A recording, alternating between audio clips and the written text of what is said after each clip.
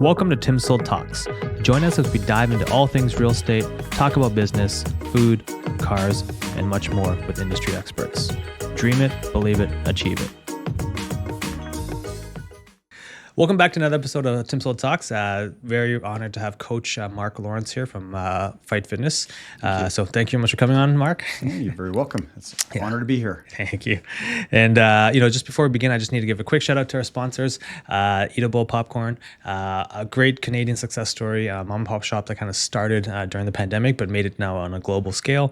And their claim to fame was just this past season for the Oscars, they were the sponsors in the gift bags there. So they kind of gave all the celebrities a taste of what their popcorn is like. Everyone loved it. And Disney actually reached out to them, and they've got a collaboration going on right now for the month and a special promo for the pumpkin spice popcorn flavor. Let's give it a try, shall we? It's the flavor of the season. There we go. And it's even vegan, which is perfect. Yeah, it's vegan. Yeah, it's perfect for yourself, right? So exactly. I'm one of those crazy vegan guys. Let's give it a try. See what you think.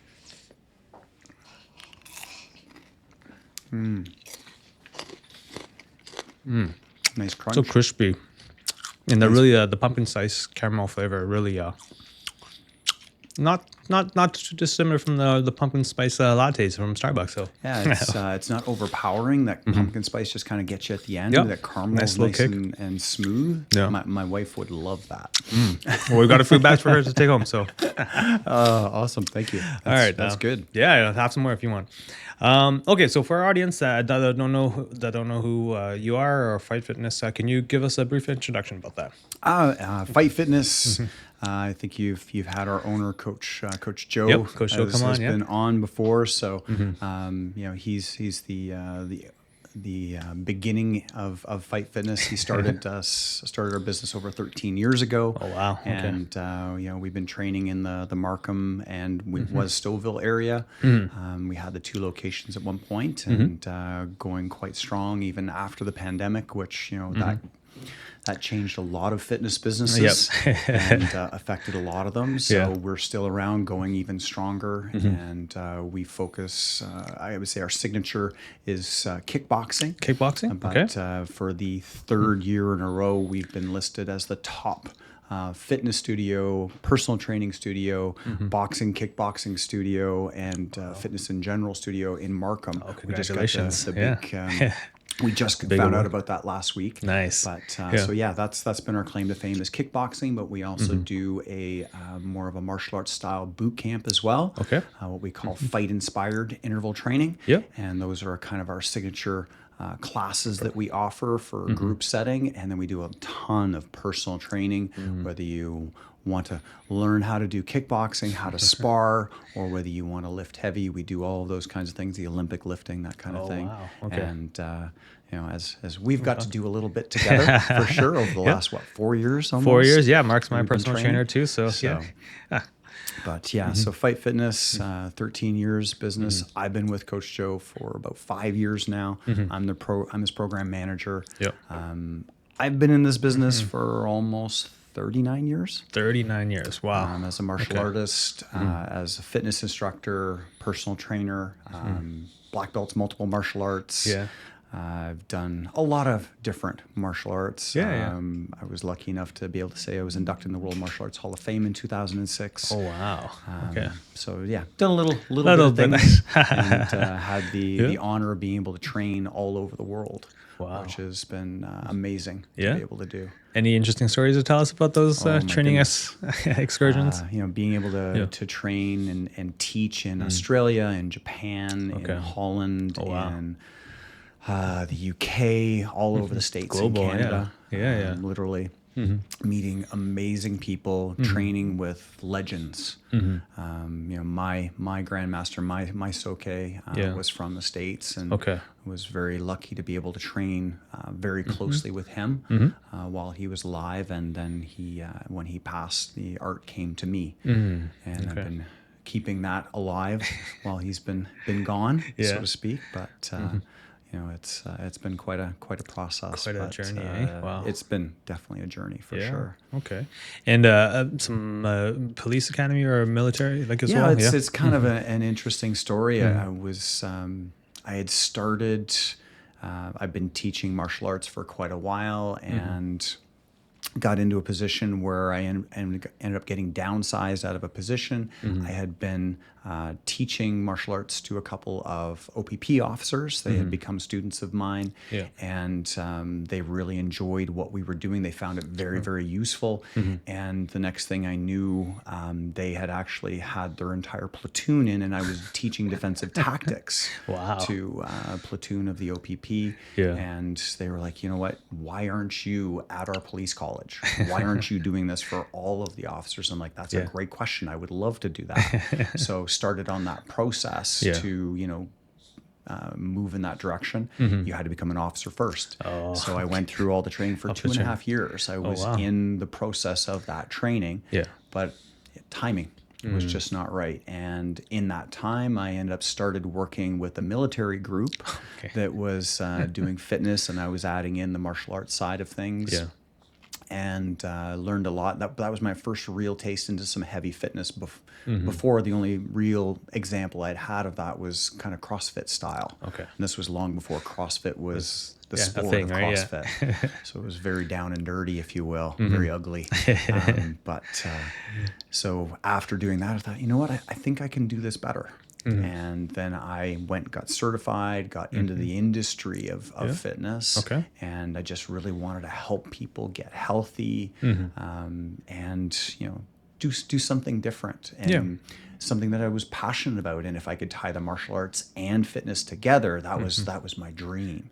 So I had my 9-to-5 job, which I was trained as a graphic artist, and was in the background, management with marketing and different stuff like that I did. But that wasn't my passion. Martial arts and fitness was my passion. So I was working 9-to-5 and then working at like 4 or 5 different studios, teaching my passion. So did that for many, many years, and then got, it was like to the point where it's like, I wish I could just do my passion. And just kind of put it out there. And within a few months, all of a sudden I saw an ad from Fight Fitness. And, the rest, as they say, is history. Right? Wow. So it's been 5-6 years, you said? So I've been with Joe for over 5 years now. Wow. Okay. And how's that journey been? Like, joining, because 5-6 years ago was just before COVID or just around COVID? It was about a year and a half before COVID. Okay. So, I ended up coming on just as a coach, but obviously Joe knew, my background as a leader in management and that kind of thing, plus everything else I had done before. And so it was kind of a natural fit for me to be able to come on as a program manager. So I went through the internship process, as we call it, very, very quickly. I ended up running the Stouffville location that we had at that point in time. So within a year, we took where we were in sales, which we were a very young location, to the one here in Markham, and we'd gotten it within a very we were rivaling their sales very quickly. So we were doing explodingly well, and then COVID hit, and things changed. And so we ended up re-amalgamating everything, and just with the one location, I came over along with our head coach at the time, and we are now kind of a big part of the main core group of the team there. And continually expanding too, I think, right? So, yes. We're actually looking for more coaches right now and training new coaches. No, that's great testament to the philosophy that you guys bring. So kudos to that. Thank you. Speaking about the philosophy, what is this, what is your coaching philosophy on this? Like what's... my philosophy, I really look, my favorite thing is just helping people do everyday things with ease. So health, nutrition, physical fitness, mobility, flexibility, all those kinds of things. It makes such a huge difference. At the age of 53, you don't look it at all. So I like being able to move the way that I do. I've worked with UFC fighters that are half my age. I've trained people every day that are half my age, and being able to challenge them and for them to go and say, "Oh, that guy's 53. Oh my God. So that's a great feeling. If I can teach them to do what I do, which is nothing, nothing, it's no secret magic recipe or anything like that. If I can help them to do that and live a longer, better life, then, that's an amazing goal. And that's really what I try to do is help them, become the best version of themselves. Yeah. It's the great a stuff. little bit of a coin phrase, but no, I mean, it's important because like most of us take our fitness for granted until major accident or major health scare happens. And then you're like, oh shoot, I should have been doing this, where preventive is probably the best way to prevent, any of these life-changing events. Right. So yeah, that's usually what we need as a society is to hit that bottom level. Unfortunately. And it's like, okay, we have to do it now. But if you start earlier and you work your way through it, it's way easier. Way easier long term. Much easier long term for sure. Okay. Speaking of, the success stories of your clients, like any memorable ones you can kind of share with us, or like to give a special shout out to anyone? Or there's one that comes to mind right off the top, which is an amazing one to me. There was a lady who had come to us, and she wasn't in Canada for very long. She didn't speak English very, very well, and her husband had actually come to us first, and he actually did one of our 6-week challenges, which was, we gave him nutritional counseling and support, as well as the workouts and the program and all that kind of stuff. And he lost like 18-20 pounds in like 4 or 5 weeks. Okay. And so his wife kind of watched him do this, and she's like, I think I'd like some help. And now she had a lot of medical issues, like nerve damage and all this kind of stuff that was quite severe. And as a simple example, for her to step up a curb was incredibly difficult. Okay. So that's quite limiting. It was severe. So to be able to watch her come into class, and we modified exercise. She was part of our regular group classes. So it wasn't even personal or one-on-one training. And coming into our classes, not only did the other members just kind of envelop her, and they're being with her, helping her, cheering her on, but to see her change as a person within 6-8 weeks was incredible. Because from not being able to step up a curb to being able to step up a box in that kind of time, and be able to do multiple things that she never would have dreamed of doing before. Not even be able to put her socks on without help. Being able to do all those things. Wow. Okay. Was just amazing. Miraculous. Amazing to be able to see. And just guidance, patience, a little bit of love, and just caring for her. Right? And I think that's one of the things that I love hearing about my coaching team, is that how much our coaches care. It's every one of the team members, I can say, does it. It's not for the money. It is because they have a passion for what they do, what we're doing, and how much they love helping people and see those kind of success stories. You're doing great work in doing that, and motivating and keeping people accountable to that. I think that's one of the best things about the fitness coach, is that they're there to keep you accountable and help you achieve, the best version of yourself. So kudos for that. So. Yeah, we have an amazing team. We're very, very lucky. Good. And how's this one individual?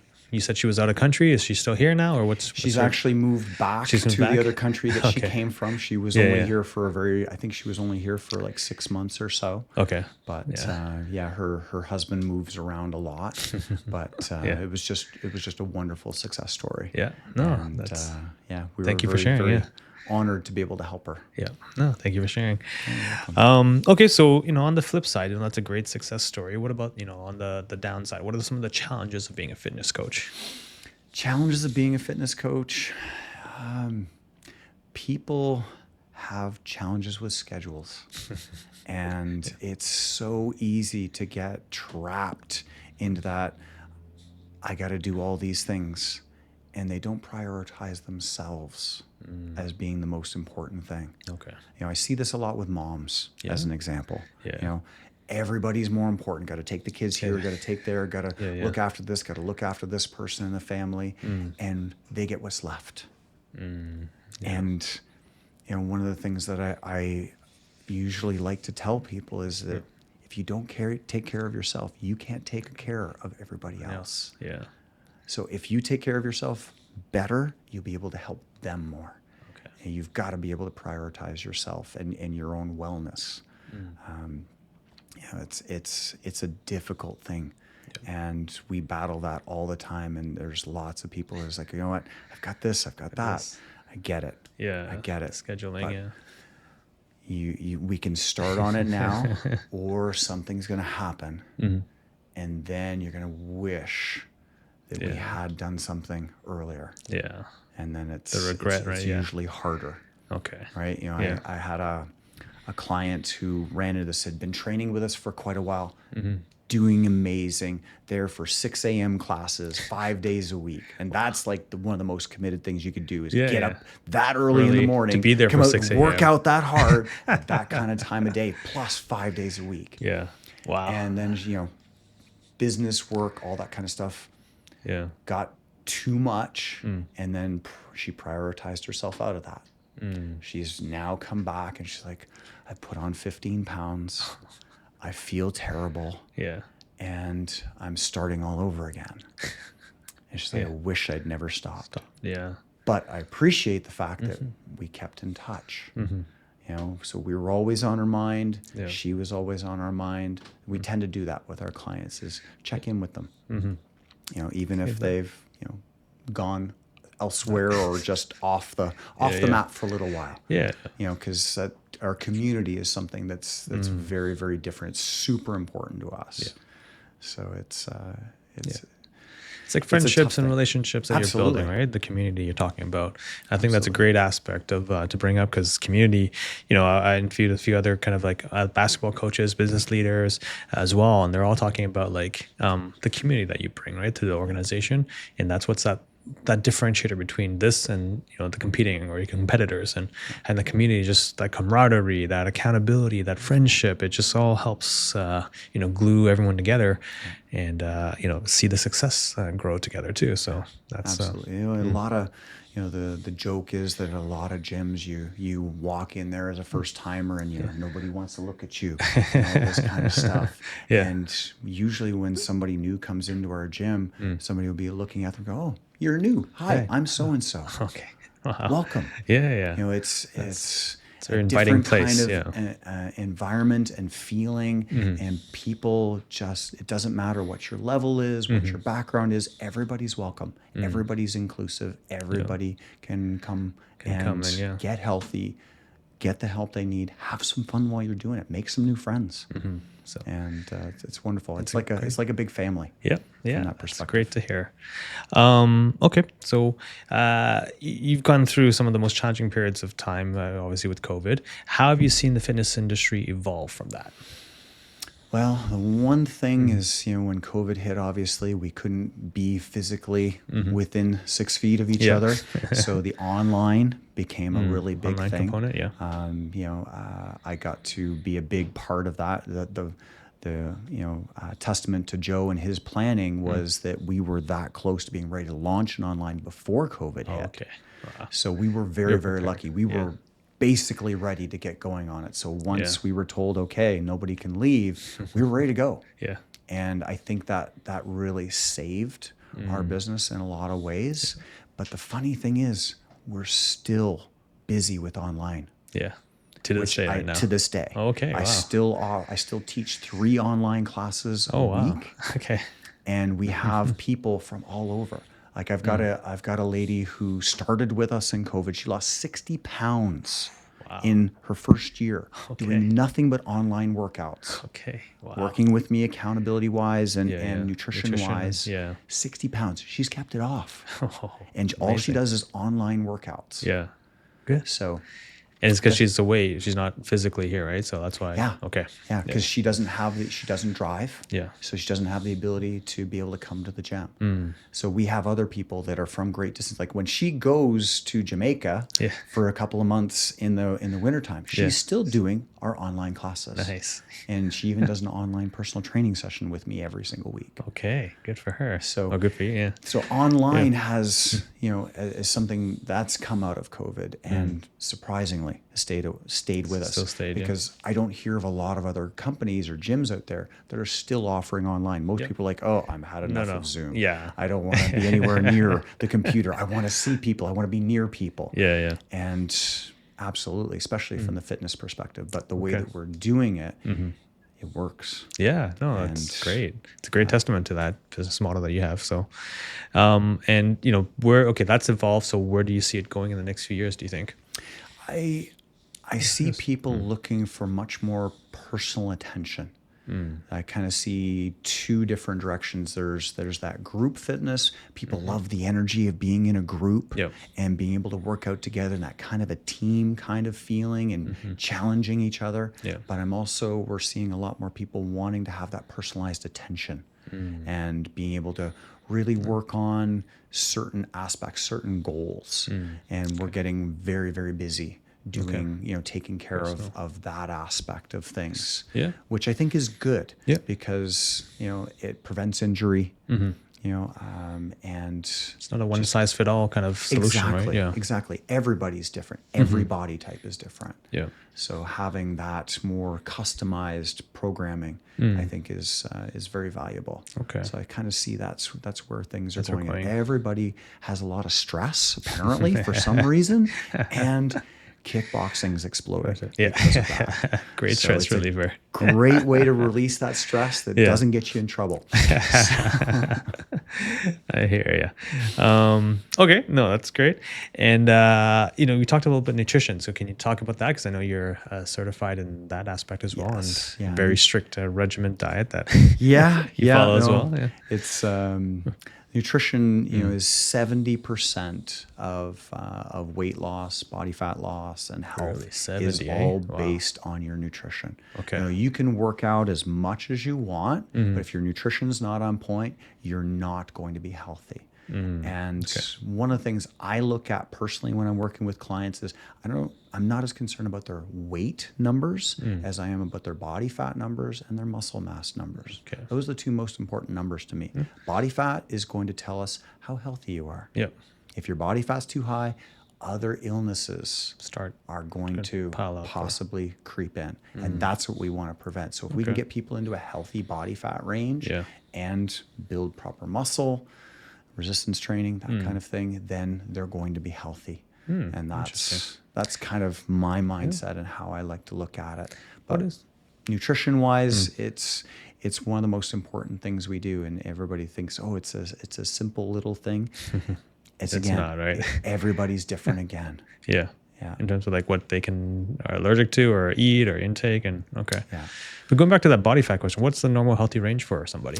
Depends male or female. Yep. So males, we want to be in around, if I'm just trying to remember my chart, for a male, we definitely want to be in around that 15%. That would be very healthy range. Yeah. For ladies, it's in around 18 to 22, I believe. Okay. Ladies generally have body fat in certain areas for a reason. Yeah. So they're usually a little bit higher. The scary and funny thing is most people, when I get them on our scale and they look at their body fat, their number's not even on the chart. It's like too high, or? Their body fat's a lot higher than they expect. And that is usually a shock.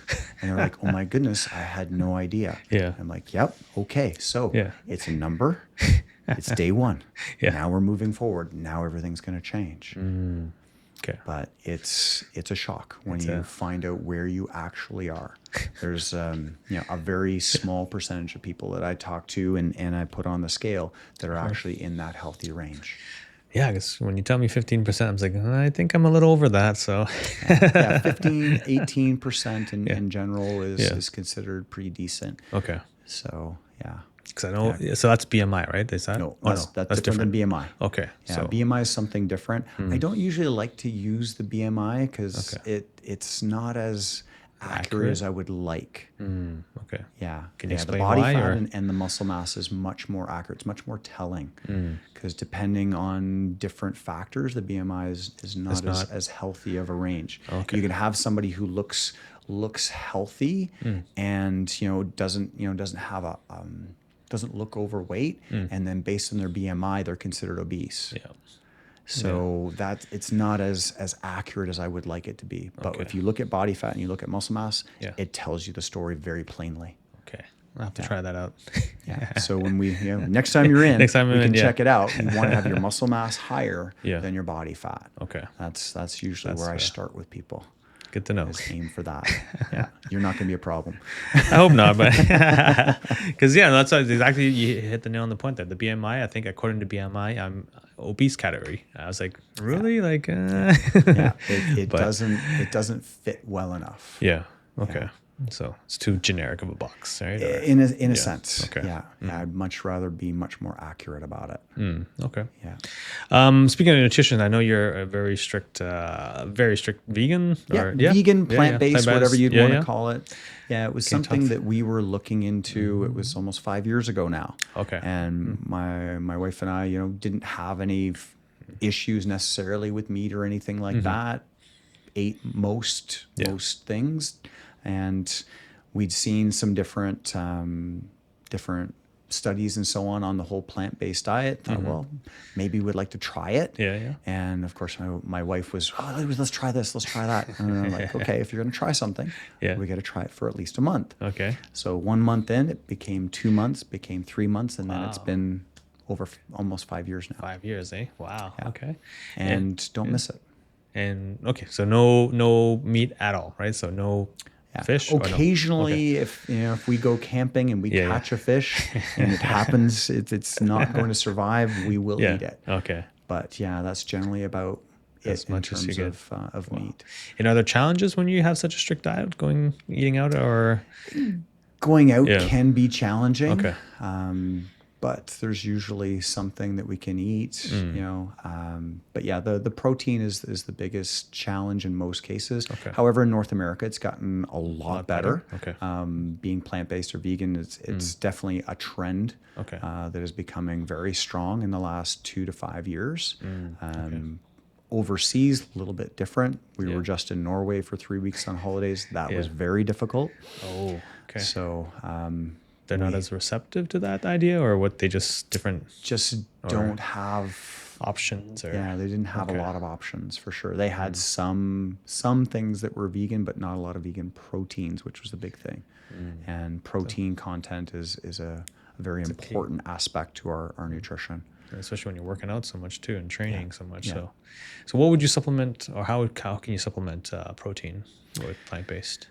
For plant-based, in terms of protein, we tend to use tofu a lot, so soy in general. We also make something, or I make something called seitan, which is, it's based on vital wheat gluten, which is the protein that's found in flour. Okay. So if you were a person who is allergic to gluten, you're in trouble. But it's basically what they've done is they've washed the flour and removed all of the extra stuff, so that what's left is the pure protein.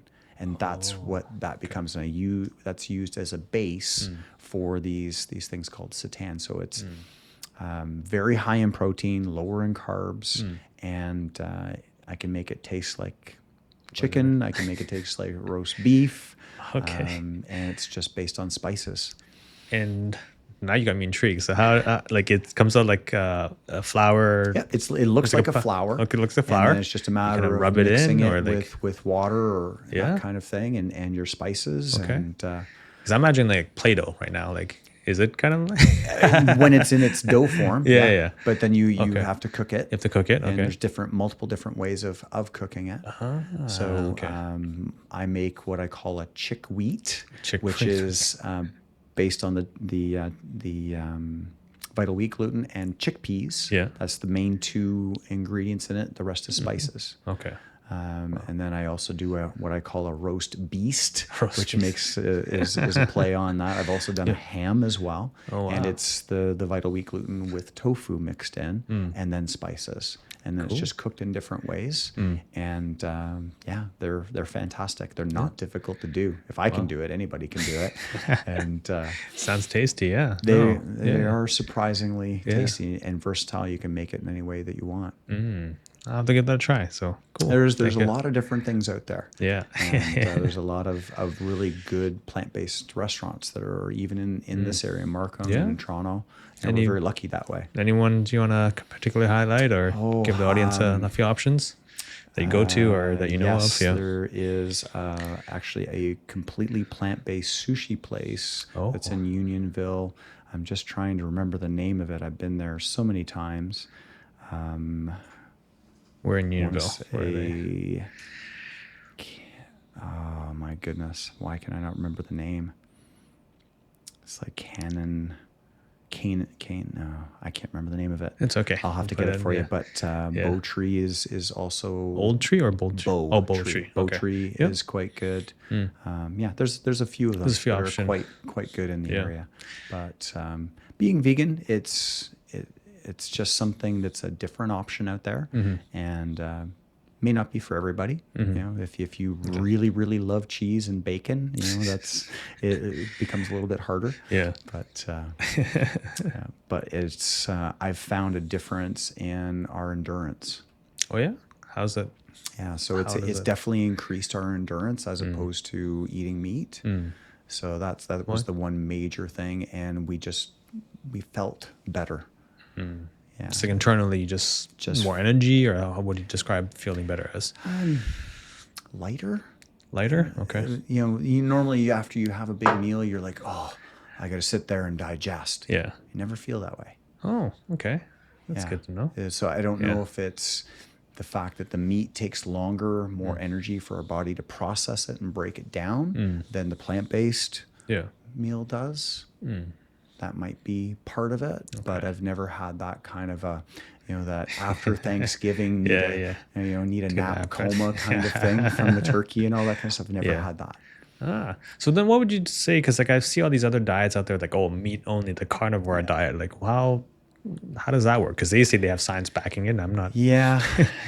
Well, again, depends on who's backing the studies. Study, and, right? Yeah. I've heard certain people saying that they've disproved the carnivore diet. Other studies say, they've disproved this, they've disproved that. I say it's really got to come down to the individual, see what fits them the best. Okay. So best thing I can suggest is work with somebody who has the proper training to be able to work with you and see what works for your body. You know, whether you want to get blood tests done and then do comparisons and stuff like that. But everybody's different. Everybody's individual, and even when it comes to their nutrition. Okay, no, that's good advice. So I mean, it's true. Yeah, there's no one size fits all for anything, right? So absolutely, get that tailored result and get you the optimal results that way, right? So figure out what's right for your body. Yeah. No, good stuff. Okay, so just as we start to wrap up, we always ask our guests 2 questions. The first one's being, what's the one feature of your dream house you'd like to have? Feature of my dream house? That would be a tough one to pick one. See, if I say one, my wife would disagree and say it would be the other one. So I'll tell you both. One would be a jacuzzi tub. Jacuzzi tub, okay. And the other one would be a gym. A gym, obviously. You don't have that already? I have the gym. I don't have the jacuzzi. Shouldn't be too hard to find some of the listings to send over your way. So yeah, for sure. Okay, so the other one is, what's the one type of food you'd eat the rest of your life? I was thinking about this one, and that's a tough one. It would probably come down between pizza or sushi. Pizza and sushi, eh? Yeah. Wow. Okay. Yeah. Those vegan options, obviously. I'm afraid so. Any particular favorite spots that you go to, or you make at home, or recipes that you have? Yeah, we do both for sure. Going out for pizza is a little bit harder. There are some vegan options out there, but we tend to make it ourselves most of the time. Okay. the place in Unionville for the sushi definitely is. We'll have to go back there and search what it definitely. is and go try it out. So Yeah. we'll find it and we'll put in the links for sure. Absolutely, 100%. They are worth checking out. We actually brought the team there for my birthday the one day, and everybody's like, I can't believe that this is vegan, that this isn't meat. This isn't meat or it's fish, right? surprising. Yeah. They were very surprised. Even our one coach, our head coach, who is a trained chef, he was like, I can't believe this is not meat. Wow. Yeah. It's unbelievable. We'll have to go try it. Yeah. Let's do it. Okay, so that pretty much wraps up this week's of TimSold Talks. Thank you very much, Coach Mark, for coming in and sharing your experience and knowledge. Thank you for the honor. Thank you. And where can our guests find you? Online? Fight Fitness. Fight Fitness. We're at 50 Torbay Road in Markham, and find us on Instagram, Facebook, social. All on social, and fight.fitness. Fight.fitness. Is our website. Yeah, come check us out, and let me know if you'd like to come and try a class. We'll hook you up. And I believe we do have a TimSold discount there, so we'll put all those links in below for everyone to find you and check those out. So, okay, enjoyed today's episode and looking to buy, sell, invest real estate. You know who to call, but you want to get fit and get your life in shape. You know who to call over there. So, give us a follow, give us a 5-star review. Thank you very much for listening, guys. Remember, dream it, believe it, or achieve it. It's a beautiful day to sell homes. Thank you very much for listening. Hi, I'm Tim Kern, and I proudly lead the TimSold team. We're voted as one of the top 3 brokerages in Markham, and we will sell your house fast and for top dollar with the least amount of hassle, or we guarantee to buy it. Call us today and start packing.